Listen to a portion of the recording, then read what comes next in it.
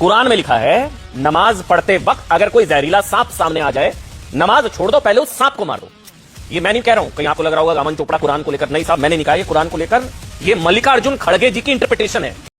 30 पारे 114 सूरतें 540 रुकू 6666 आयत में से किसी एक में भी ऐसा कुछ नहीं लिखा हुआ है जैसा आप कह रहे हैं। और अमन चोपड़ा साहब, खड़गे साहब कौन होते हैं?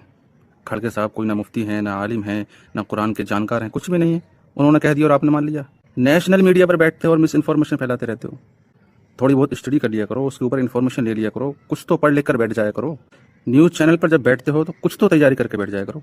इसका जिक्र कुरान में नहीं बल्कि हदीस में मिलता है कि ऐसी कोई चीज़, सांप बिच्छू वगैरह जो आपको तकलीफ पहुंचा सकता है, तब आप उसको मार सकते हो, नमाज को तोड़ सकते हो।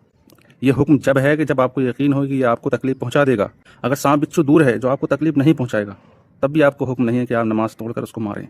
अगर वो आपके करीब आ रहा है, आप जहाँ नमाज पढ़ रहे हैं उस जगह पर है कि आपको सांप है तो डस लेगा, बिच्छू है तो काट लेगा, तब आपको ये हुक्म है कि नमाज तोड़कर उसको मारो। और ये तो कोई भी करेगा, किसी भी मजहब का करेगा। जैसे आपके सामने कोई चीज़ आ जाए, आप पूजा पाठ कर रहे हो और कोई सांप आ जाए, कोई बिच्छू आ जाए, तो आप छोड़कर भाग जाएंगे और उसको हटाने की कोशिश करेंगे, मारने की कोशिश करेंगे।